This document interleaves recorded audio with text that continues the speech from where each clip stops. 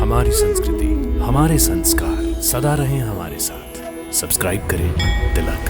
महर्षि, ये कैसी विडंबना है। पुत्र चाहा और पुत्र हुआ भी, परंतु पुत्र प्राप्ति की खुशी से वंचित हूं मैं। महर्षि, मेरे मन के भीतर और बाहर एक युद्ध सा क्यों हो रहा है? राजन, अपनी भावनाओं पर अंकुश लगाओ। प्रजा अपने राजा को इस शुभ अवसर पर इस दशा में देखेगी तो। मुझे ऐसा क्यों लग रहा है कि एक विकलांग पुत्र के जन्म पर लोग भी मन से मेरी तरह खुश नहीं है। खुश होने का नाटक करके वो मेरा उपहास कर रहे हैं। नहीं राजन, तुम्हारी दृष्टि पर तुम्हारे अंतःकरण के दुख का आवरण चढ़ गया है। भावनाओं के अधीन होकर तुम प्रभु की इच्छा और लीला समझ नहीं पा रहे हो। तुम स्वयं दुखी हो, हाँ, किंतु सृष्टि दुखी नहीं है। सृष्टि तो खुश है, आनंदमयी है। पृथ्वीलोक की सृष्टि जानती है तुम्हारे पुत्र के माध्यम से गंगा मैया का अवतरण पृथ्वीलोक पर होने वाला है। मैंने एक बार तुम्हें कहा था वीरेंद्र कि यहाँ हमारे अपने भी कभी-कभी अपने शत्रु बन जाते हैं। ये सब लोग चाहते हैं कि तुम इस संसार के चक्र से मुक्त ना हो। उठो, निद्रा त्यागो और खेलने के लिए तैयार हो जाओ। उठो, खेलेंगे, हंसेंगे, खूब आनंद लेंगे। जागो, जागो वीरेंद्र, जागो।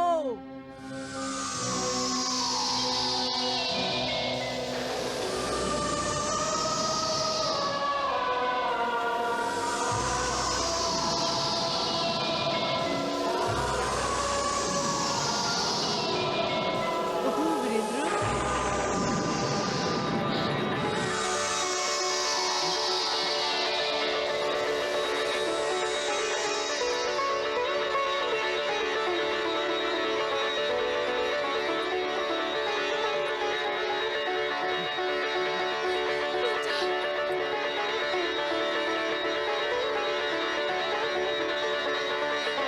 राजकुमार, अब आप युवा हो गए, बच्चे नहीं रहे।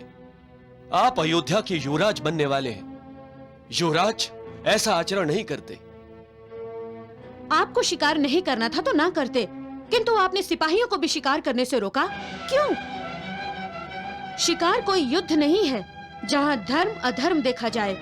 शिकार तो एक क्रीड़ा है, एक खेल है। निर्बलों की हत्या करना खेल है? नहीं माताश्री, और यदि यह खेल है तो इस खेल को तत्काल बंद कर देना चाहिए। पिताश्री, आप ही ने तो मुझे शिक्षा दी है कि निर्बलों की, निसहायों की सदा रक्षा करनी चाहिए, और मैंने वही किया। हाँ,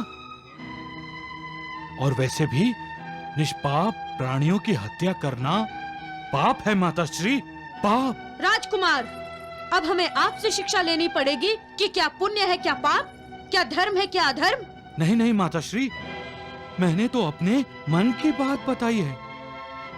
पता नहीं, जब वो हिरण मेरे सामने आया तो मुझे ऐसा अनुभव हुआ कि यदि हमने उस पर बाण छोड़ा तो वो हिरण हमें श्राप दे देगा। श्राप माताश्री। महाराज सगर की जय। महाराज सगर की जय।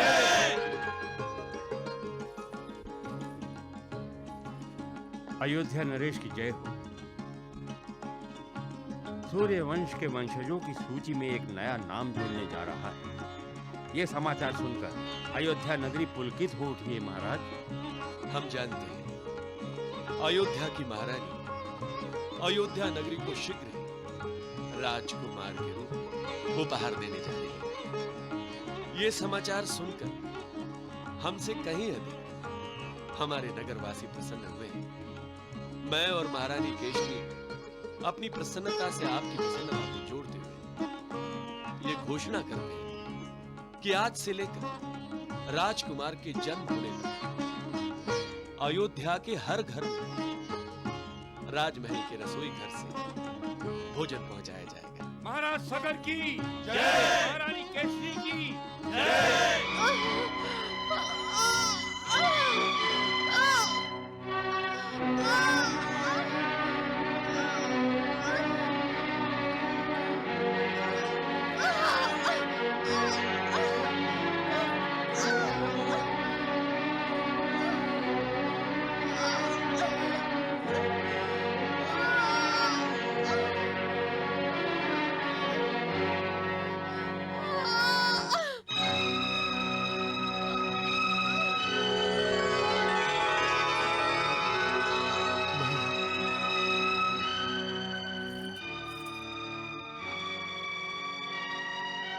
धैर्य रखो वत्स, जो होगा भला ही होगा।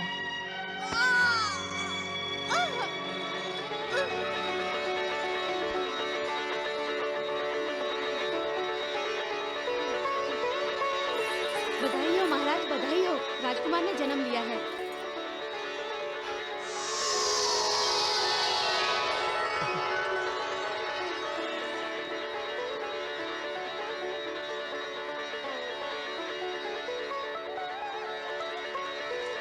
ये लो।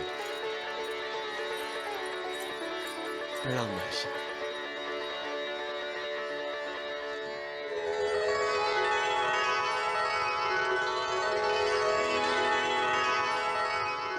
प्रभु, आपने कहा था पृथ्वीलोक पर मेरे अवतरण का पहला चरण संपन्न होने जा रहा है, तो क्या सगर के द्वारा असुरों का वध होने के उपरांत मुझे पृथ्वी पर अवतरित होना है? देवी, अभी पृथ्वीलोक आपके अवतरण के लिए उपयुक्त नहीं है। मैं आपकी उत्सुकता समझ सकता हूँ, पर समय आने दीजिए देवी। पृथ्वीलोक के उद्धार के लिए आपके साथ साथ मुझे भी अवतार लेना है। धन्य हो प्रभु। इस बार पृथ्वी आपके किस अवतार से धन्य होगी? देवी, पृथ्वीलोक वासियों के लिए मेरा नाम कपिल मुनि होगा। कपिल मुनि को गंगा का प्रणाम।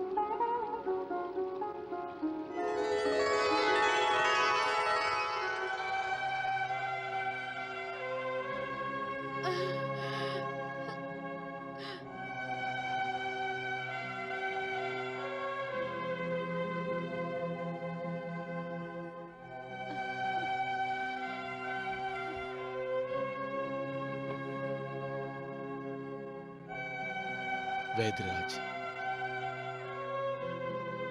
राजन, राजकुमार का जन्म लेते समय ना रोना बड़ी विचित्र बात है। ऊपर से आप देख रहे हैं इसके हाथ पांव कैसे मुड़े हुए हैं।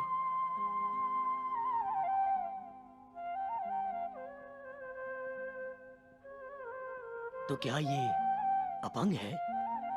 अपंग तो हम नहीं होने देंगे अपने राजकुमार को, परंतु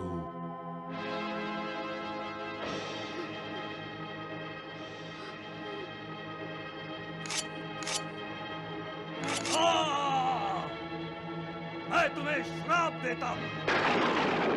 तुम्हें पुत्र सुख नहीं मिलेगा। तुम दोनों पुत्र सुख के लिए जन जन्मांतरों तक तरसते रहोगे, तरसते रहोगे।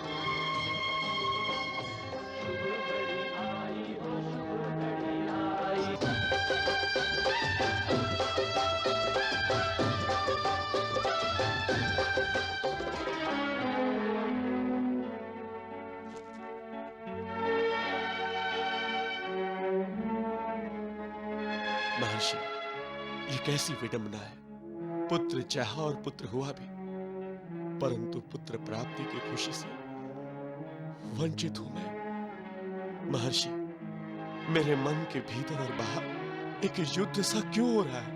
राजन, अपनी भावनाओं पर अंकुश लगाओ। प्रजा अपने राजा को इस शुभ अवसर पर इस दशा में देखेगी तो।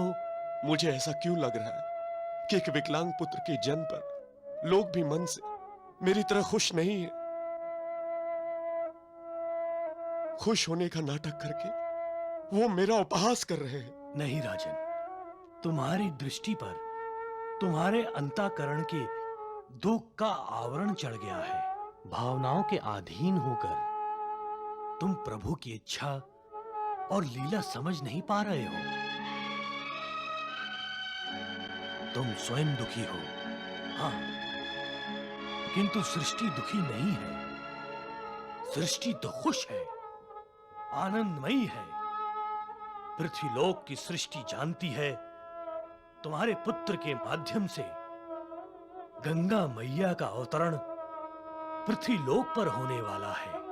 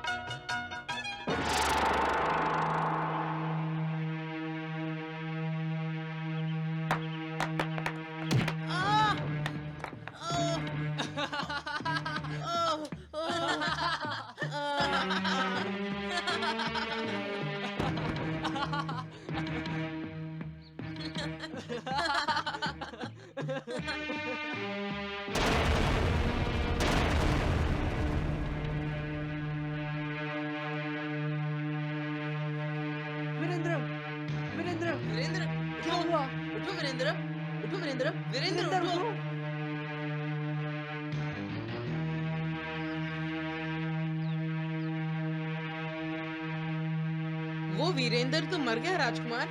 चलो अच्छा हुआ।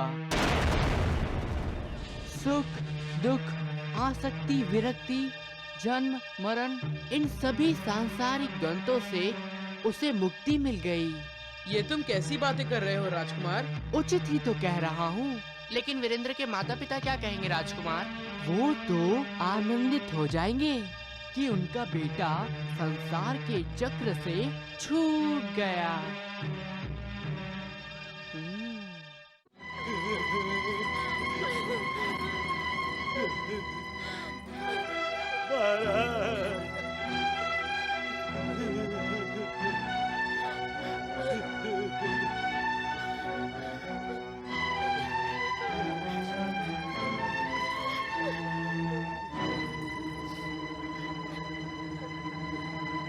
हमारे पुत्र का न्याय कीजिए महाराज। क्या हुआ है आपके पुत्र को? वो मृत हो गया है महाराज। मृत्यु की उंगली पकड़कर चला गया। मैं मृत्यु पर अंकुश नहीं लगा सकता महोदय। हत्यारे को तो आप दंड दे सकते हैं। हत्यारा? तो क्या आपके पुत्र की हत्या हुई? हाँ महाराज। किसने की ये हत्या? आपके पुत्र ने। राजकुमार असमंजस ने। न्याय कीजिए महाराज। न्याय कीजिए महारानी। हमारे पुत्र के हत्यारे को दंड दीजिए।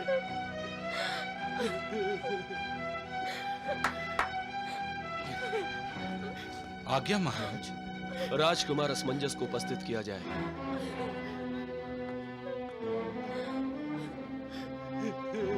आप क्या राजकुमार को दंड देंगे महाराज? अपराधी अपराधी होता है महारानी, न पुत्र होता है न राजकुमार। यदि अपराध साबित हो जाता है तो अयोध्या के नियमों के अनुसार राजकुमार असमंजस को दंड मिलेगा।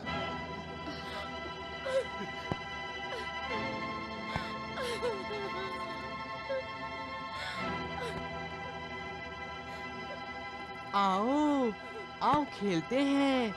वैसे हम यहाँ छुपा छुपी भी खेल सकते हैं। बहुत जगह है छिपने के लिए। राजकुमार,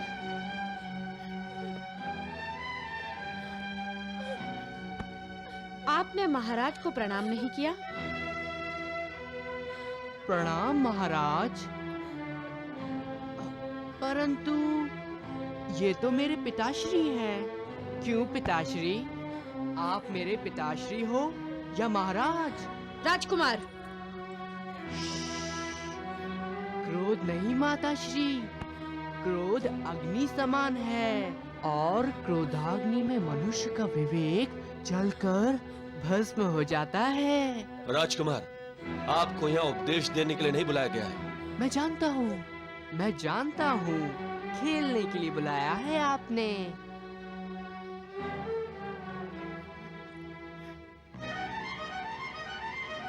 ये वीरेंद्र सोया क्यों है? इसकी हत्या हुई है राजकुमार, और इसकी हत्या आपने की है। पिताश्री, ये कलयुग है। कलयुग में मित्र मित्रता की हत्या करता है। विश्वास विश्वास का गला दबाता है। और जब निष्पाप व्यक्ति पाप करता है तो वो पुण्य की हत्या करता है। किंतु मैंने ऐसा कोई अपराध नहीं किया। वीरेंद्र मेरा मित्र है। मैं जानता हूँ वो मृत नहीं है। मृत होने का नाटक कर रहा है। राजकुमार असमंजस, आपके विरुद्ध सबूत है, गवाह है, जो कहते हैं कि हत्या आपने की है। पिताश्री, ये तो दृष्टिकोण है। मैंने जिसे जीवन से मुक्ति दी है उसे कोई हत्या समझता है। महाराज, वीरेंद्र की मृत्यु के बाद राजकुमार ने यही कहा था कि उसने वीरेंद्र को मुक्ति दी है। क्या यह सत्य है राजकुमार? ये असत्य नहीं है पिताश्री। तो आप जानते हैं वीरेंद्र की हत्या आपने की है? मुक्ति? पिताश्री, मुक्ति दी है मैंने उसे। और यदि वीरेंद्र मुक्ति नहीं चाहता तो उसे मुक्ति नहीं मिलेगी।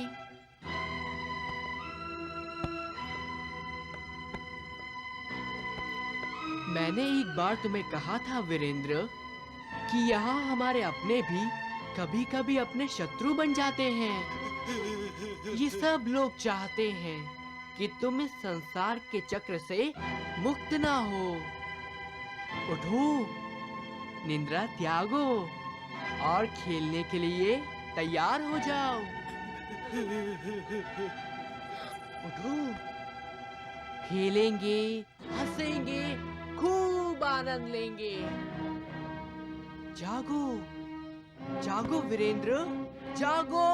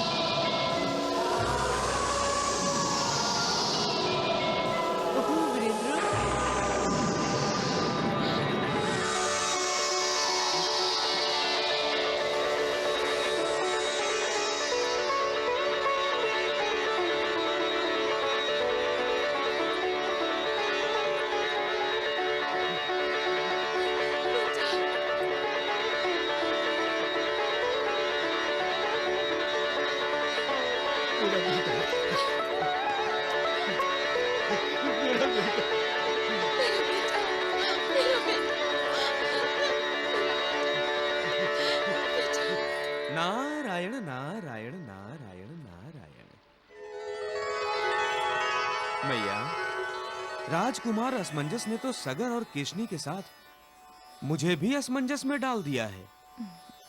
तो देवऋषि, आप भी असमंजस को असमंजस मानते हैं? नारायण नारायण। असमंजस पूर्ण समंजस है देवऋषि। उसने बावले का वेश धारण किया है। क्यों मैया, किस लिए? संसार के माया मोह पाशों से बचने के लिए। मैं समझा नहीं मैया। देवऋषि, पृथ्वी लोक प्रलोभनों से भरा पड़ा है। माया मोह के साथ कर्तव्यों का चक्रव्यूह है, जिससे बाहर निकलना कठिन हो जाता है। एक कर्तव्य पूरा करते हैं तो दूसरा सामने आ जाता है, दूसरे के पश्चात तीसरा, तीसरे के पश्चात चौथा। ये क्रम कभी समाप्त नहीं होता। जैसे जन्म लेते ही माता पिता का उत्तरदायित्व जो कर्तव्य बन जाता है, उसके पश्चात जो पद उसे मिलता है, उस पद का भी एक कर्तव्य होता है जो मनुष्य को निभाना पड़ता है। विवाह के पश्चात पत्नी के प्रति उत्तरदायित्व, अर्थात संसार चक्र से वो बाहर नहीं आ पाता। परंतु ज्ञानी महात्मा इस चक्र में फंसना नहीं चाहते। वे चाहते हैं ईश्वर की भक्ति, आसक्ति से मुक्ति, प्रभु के परम धाम की प्राप्ति। नारायण नारायण। तो क्या असमंजस भी प्रभु के परम धाम को पाना चाहता है मैया? उसकी तो अभी छोटी आयु है।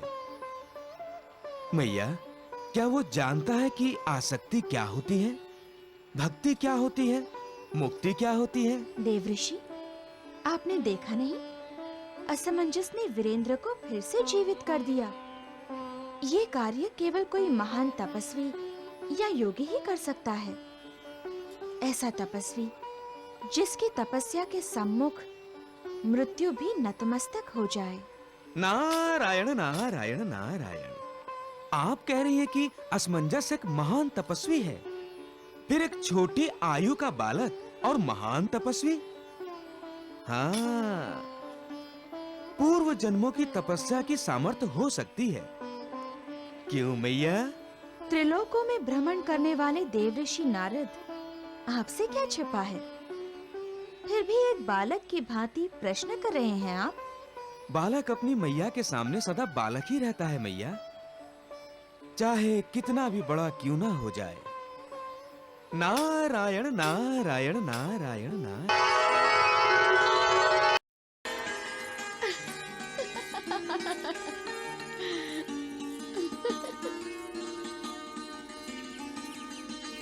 देखो,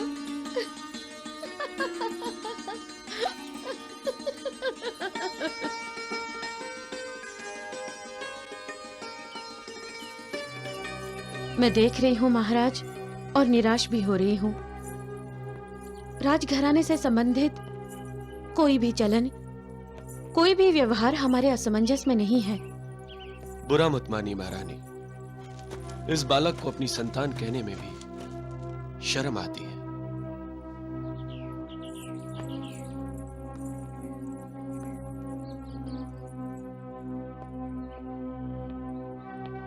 प्रणाम पिताश्री, प्रणाम माताश्री।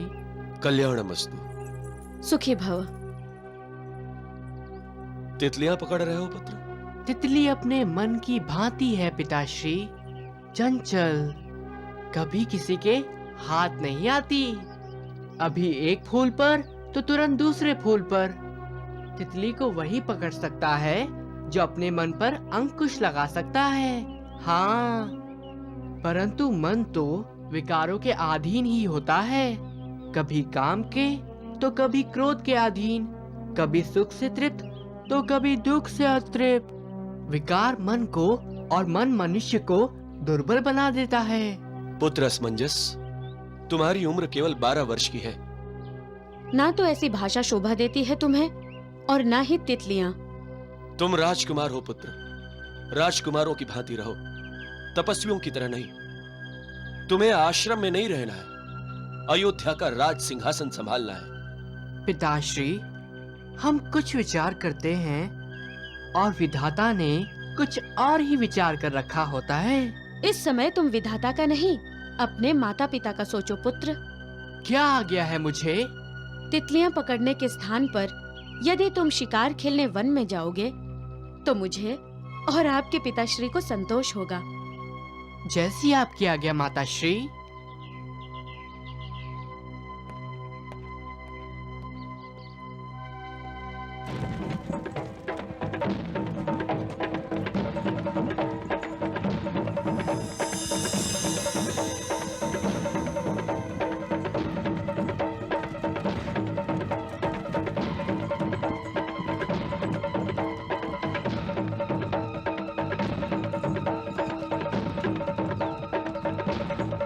नहीं, कोई वार नहीं करेगा। हिरण का आखेट नहीं होगा। राजकुमार, अब आप युवा हो गए, बच्चे नहीं रहे। आप अयोध्या के युवराज बनने वाले हैं। युवराज ऐसा आचरण नहीं करते। आपको शिकार नहीं करना था तो ना करते, किंतु आपने सिपाहियों को भी शिकार करने से रोका। क्यों? शिकार कोई युद्ध नहीं है जहाँ धर्म अधर्म देखा जाए। शिकार तो एक क्रीड़ा है, एक खेल है। निर्बलों की हत्या करना खेल है? नहीं माताश्री, और यदि यह खेल है तो इस खेल को तत्काल बंद कर देना चाहिए। पिताश्री, आप ही ने तो मुझे शिक्षा दी है कि निर्बलों की, निसहायों की सदा रक्षा करनी चाहिए, और मैंने वही किया। हाँ, और वैसे भी निष्पाप प्राणियों की हत्या करना पाप है माताश्री, पाप। राजकुमार, अब हमें आपसे शिक्षा लेनी पड़ेगी कि क्या पुण्य है क्या पाप, क्या धर्म है क्या अधर्म। नहीं नहीं माताश्री, मैंने तो अपने मन की बात बताई है। पता नहीं, जब वो हिरण मेरे सामने आया तो मुझे ऐसा अनुभव हुआ कि यदि हमने उस पर बाण छोड़ा तो वो हिरण हमें श्राप दे देगा। श्राप माताश्री। मैं तुम्हें श्राप देता हूं। तुम्हें पुत्र सुख नहीं मिलेगा। इसीलिए मैंने सिपाहियों को रोका।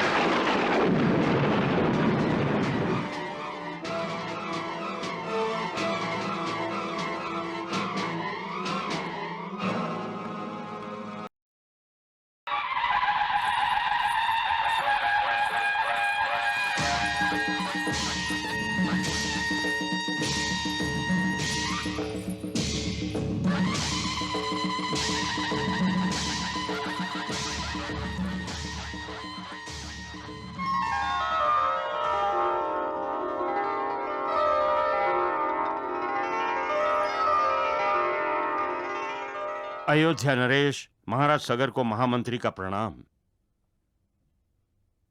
महाराज, सभी सभासद ये जानने के लिए उत्सुक हैं कि आज राजसभा का आयोजन किस लिए किया गया है। हमने आज तक राजसभा की सम्मति के बिना कोई भी कार्य नहीं किया है। आज भी हमारे सम्मुख एक महत्वपूर्ण कार्य है। शास्त्रों में लिखा है, जीवन को 4 आश्रमों में बांट लेना चाहिए। हम 3 आश्रमों में से होकर चौथे आश्रम अर्थात वानप्रस्थ आश्रम स्वीकार करना चाहते हैं। राजकुमार असमंजस अब बड़े हो गए हैं। हम उनका राज्याभिषेक करना चाहते हैं।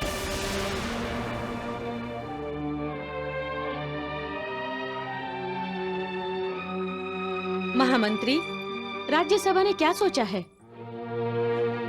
महारानी जी, सर्वप्रथम तो मैं ये बताना अपना कर्तव्य समझता हूँ कि आपका और महाराज का वानप्रस्थ ग्रहण करने का समय अभी बहुत दूर है। शास्त्र इस समय आपको वानप्रस्थ ग्रहण करने की अनुमति नहीं देते, क्योंकि आपके सब कर्तव्य अभी पूरे नहीं हुए। आप किस कर्तव्य की बात कर रहे हैं महामंत्री? महाराज, आप वानप्रस्थ आश्रम तब जा सकते हैं जब आप अयोध्या को आप ही की भांति न्यायी, धर्मपरायण, राजनीति निपुण और वीर राजा दे दें। महामंत्री, हम अयोध्या को अपने पुत्र असमंजस के रूप में राजा देंगे। आप बोलते क्यों नहीं महामंत्री? राजपुत्र असमंजस केवल अयोध्या की परंपरा को निभाएगा ही नहीं, उसे आगे भी बढ़ाएगा। क्षमा कीजिए महारानी, ये एक माता बोल रही है, महारानी नहीं। राजपुत्र असमंजस को राजा बनाने का विचार एक पुत्र प्रेम से मोहित होकर किया गया, अयोध्या का विचार करके नहीं। क्या आप विश्वास के साथ कह सकते हैं कि राजपुत्र असमंजस अयोध्या के राज सिंहासन की रक्षा करने में समर्थ है? क्या वो राजनीति निपुण है? क्या वो वीर शीर विवेक बुद्धि से न्याय कर सकते हैं? ये राज्यसभा पिता सगर से नहीं, अयोध्या के महाराज सगर से उत्तर चाहती है। राजपुत्र असमंजस तो कभी राज्यसभा में आने का कष्ट भी नहीं करते, उनका सिंहासन तो सदा ऐसे ही रहता है। क्षमा कीजिए महाराज, राजपुत्र असमंजस अयोध्या के उत्तराधिकारी नहीं बन सकते, और जब तक अयोध्या को उसका उत्तराधिकारी नहीं मिलता, तब तक आप वानप्रस्थ जाने का विचार भी न करें। नारायण नारायण नारायण। ये सत्य है मैया कि प्रभु की इच्छा के बिना पेड़ का एक पत्ता भी नहीं हिलता, तो सगर वानप्रस्थ कैसे ग्रहण कर सकता है? इस समय यदि सगर ने राज त्याग किया, तो पृथ्वी पर आपका अवतरण कैसे होगा? प्रभु की लीला वही जाने देवऋषि, हम सब अनभिज्ञ हैं। नारायण नारायण नारायण। ओम शांति शांति शांति।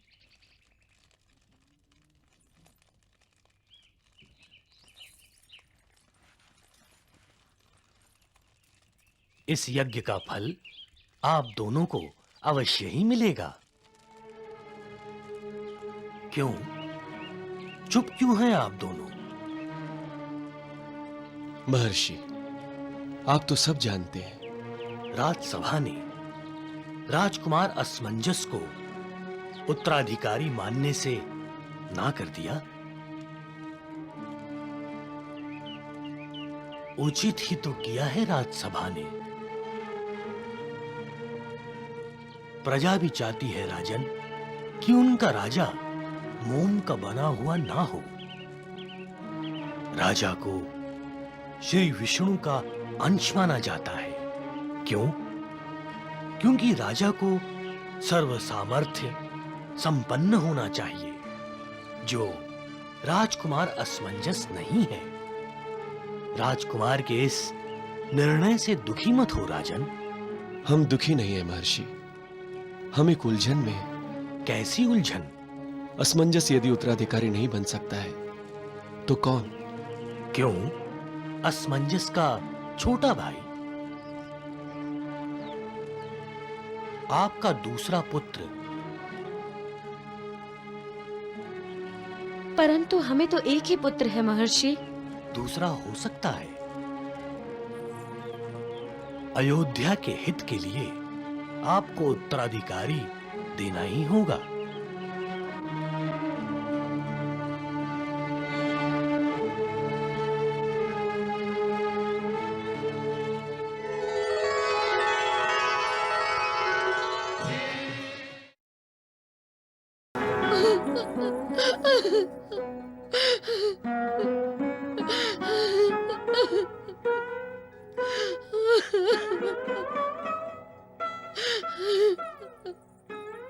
माताश्री,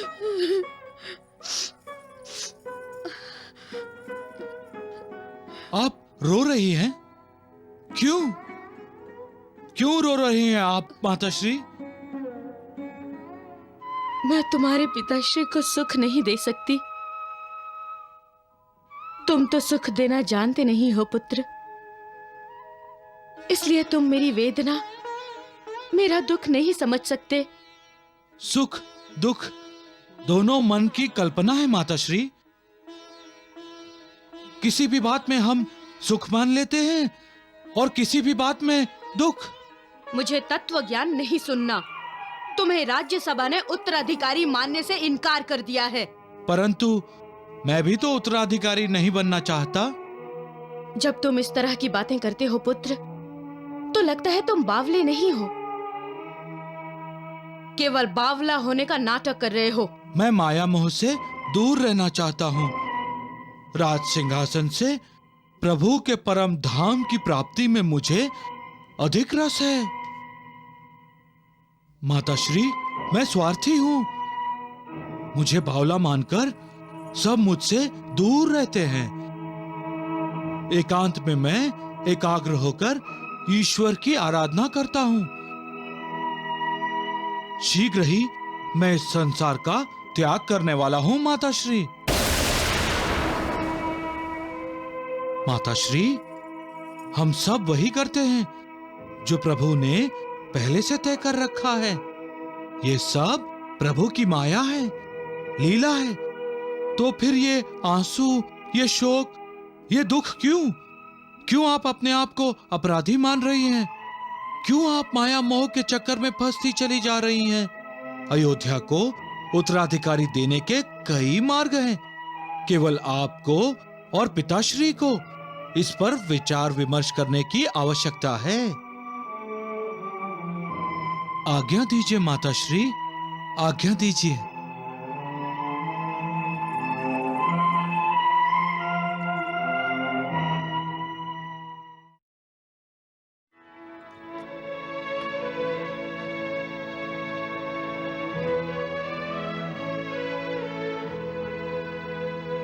अरे, मैंने आपको प्रणाम नहीं किया। प्रणाम पिताश्री।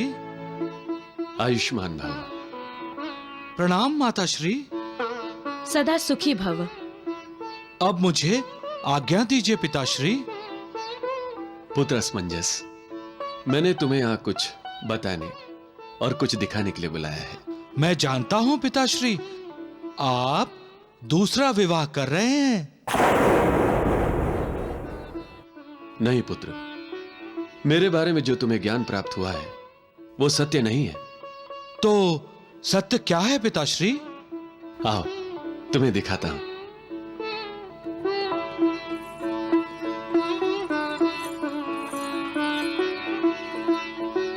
आइए राजकुमार, ये देखिए, अलग अलग राज्यों के राजकुमारियों की तस्वीरें हैं।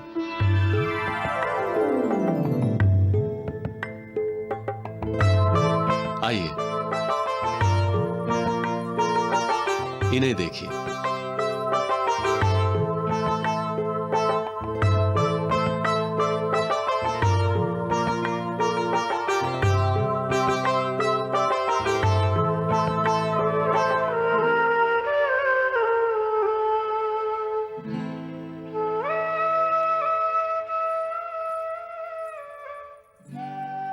कन्याएं सुंदर हैं पिताश्री। तुम्हें इनमें से कौन पसंद है पुत्र? विवाह तो आपको करना है पिताश्री, अतः मेरी दूसरी माताश्री आप ही को चुननी होगी। पुत्र असमंजस, हम तुम्हारे विवाह के बारे में सोच रहे हैं। इन सुंदर राजकन्याओं में से तुम्हें अपनी पत्नी चुननी है।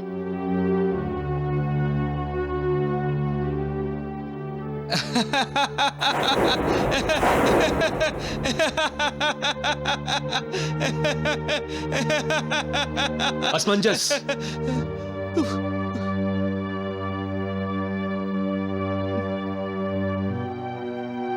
कौन सी राजकन्या तुम्हें पसंद है?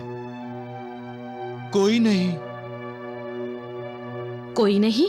हाँ, क्योंकि मेरा विवाह हो चुका है।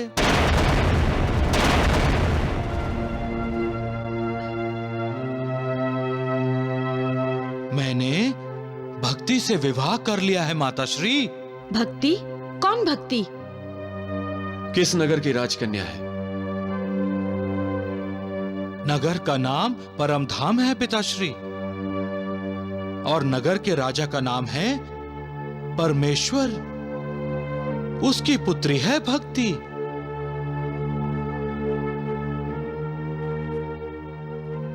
माताश्री, इस भक्ति की जुड़वा बहन है मुक्ति। यदि भक्ति मुझ पर प्रसन्न हो गई तो वो अपनी जुड़वा बहन से मेरा दूसरा विवाह करा देगी। फिर भक्ति और मुक्ति दोनों मुझे परमेश्वर के परम धाम ले जाएंगी। हाँ, हर कोई यही तो चाहता है। क्यों पिताश्री? क्यों माताश्री?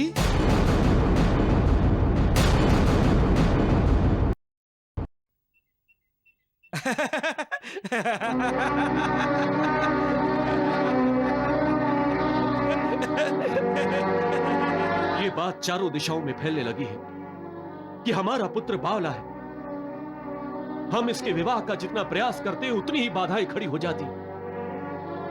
कल अमरावती की राजकुमारी ने भी असमंजस से विवाह करने से इनकार कर दिया। आप क्रोधित क्यों होते हैं पिताश्री?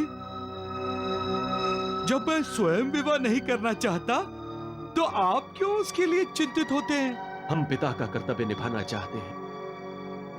तुम पुत्र का कर्तव्य नहीं निभाओगे तो भी।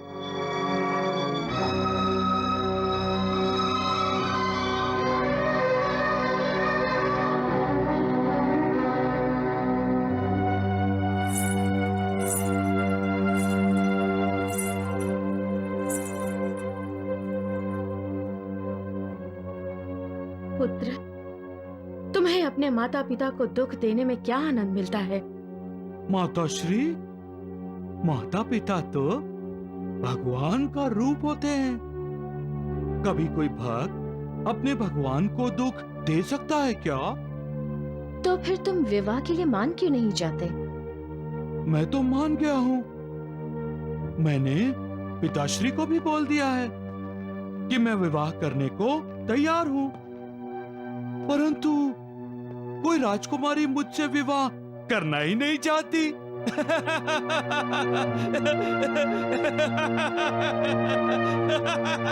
अभी अभी तो तुमने कहा था कि तुम विवाह करना नहीं चाहते हो,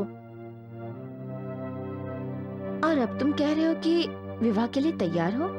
पुत्र, तुमने बावले का जो ये वेश परिधान किया है उसे उतार कर फेंक दो, फिर सारी राजकुमारियां तुमसे विवाह करने के लिए तत्पर हो जाएंगी। नहीं नहीं माताश्री, ऐसे कैसे मैं ये वेश फेंक सकता हूँ? ये बावले का वेश ही तो मेरा कवच है, जो मुझे माया मोह से बचाता है, जो मोह माया को मुझसे दूर रख सकता है। हाँ,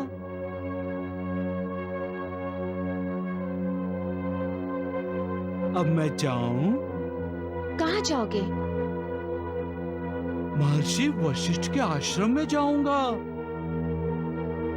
वहां मेरे मन को शांति मिलती है।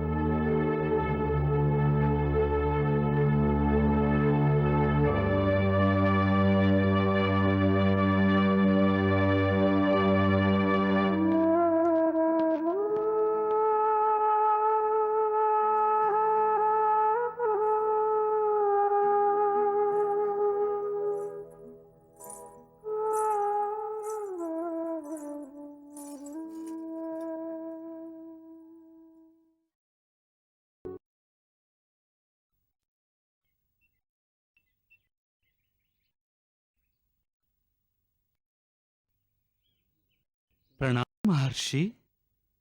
आयुष भव।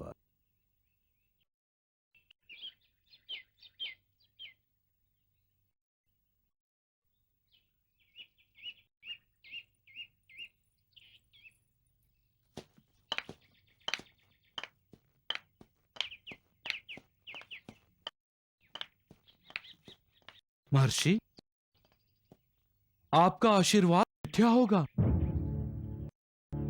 क्योंकि मैं अपना जीवन समाप्त कर देना चाहता हूं।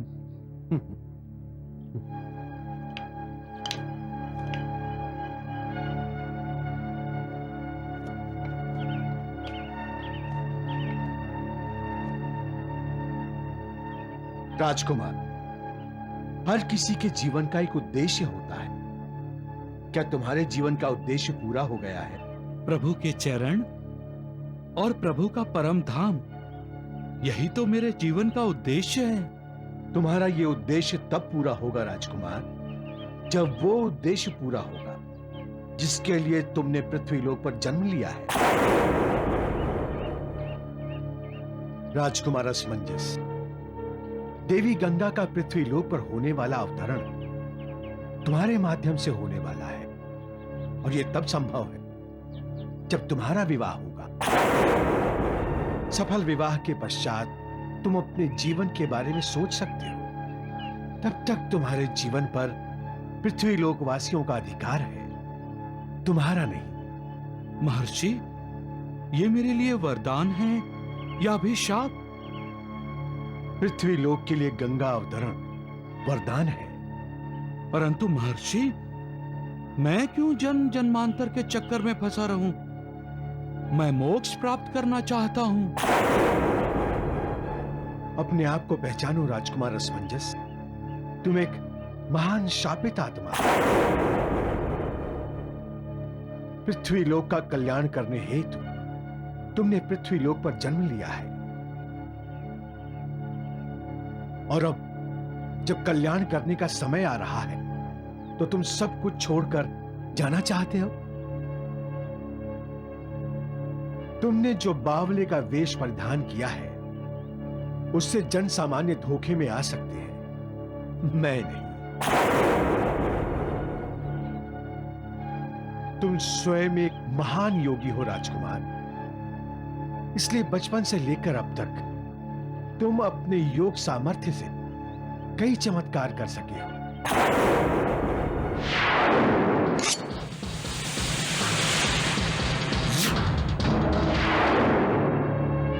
अब पृथ्वीलोक के विकास के लिए अपना योगदान दो, विवाह करो।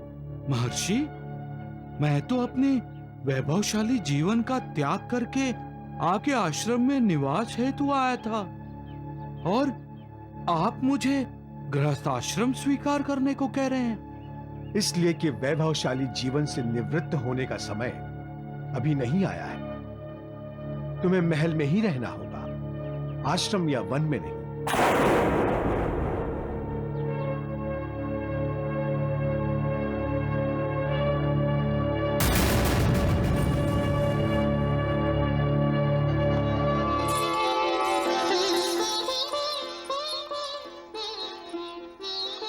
महर्षि, विराट नगरी की राजकुमारी प्रतिमा का आपको प्रणाम। चोरी छिपे किसी की बात सुनना सभ्यता का लक्षण नहीं है राजकुमारी।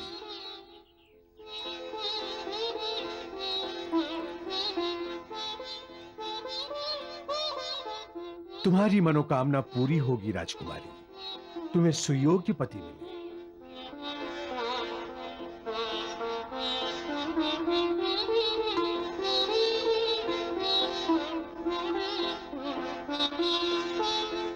मैया, प्रभु की लीला तो अगाध है। मैया, मुझे तो अभी से उन दोनों के विवाह में बजने वाले मंगल वाद्यों की आवाजें सुनाई देने लगी हैं।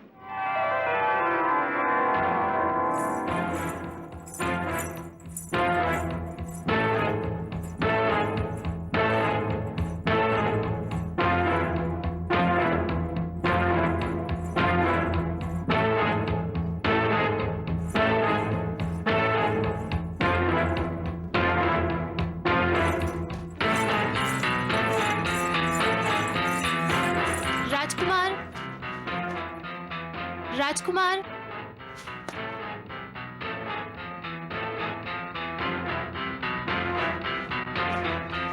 योगीराज, रुक जाइए राजकुमार, मैं आपसे बात करना चाहती हूँ।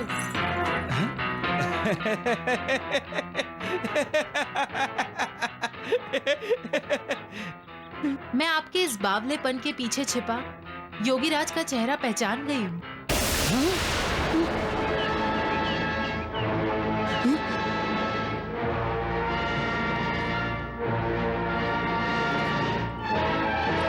क्यों मेरे पीछे पड़ी हैं आप? मैं न राजकुमार हूं न योगी, मनुष्य हूं बस। जाओ, चली जाओ।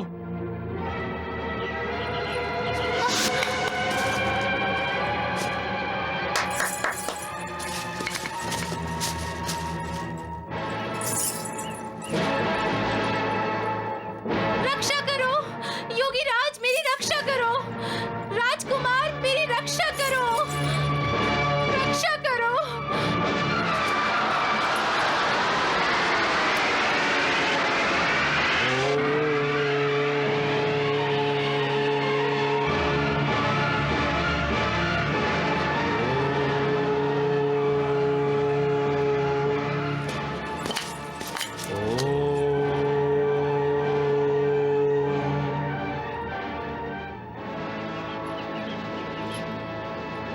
नारायण नारायण नारायण नारायण। देवऋषि, प्रतिभा ने बड़ी चालाकी से असमंजस को ये समझा दिया है कि वो असमंजस के बारे में सच्चाई जानती है। नारायण नारायण नारायण।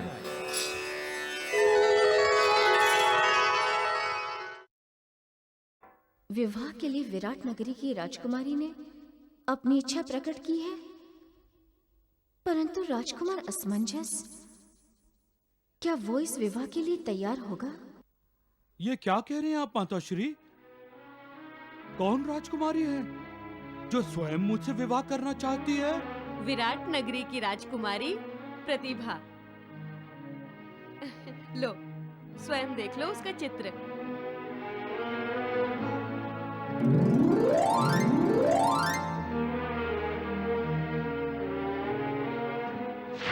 रुक जाइए राजकुमार, मैं आपसे बात करना चाहती हूँ।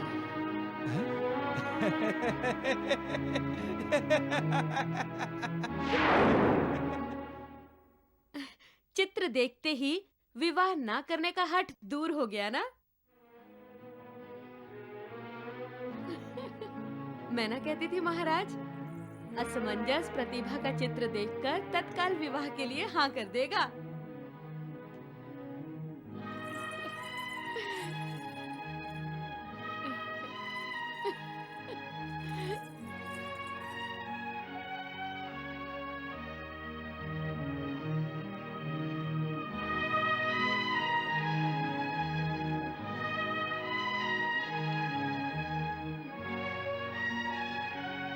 आपकी लीला आप ही जाने प्रभु। आप मुझे विवाह के बंधन में बांधकर ही रखना चाहते हैं, तो जैसी आपकी आज्ञा।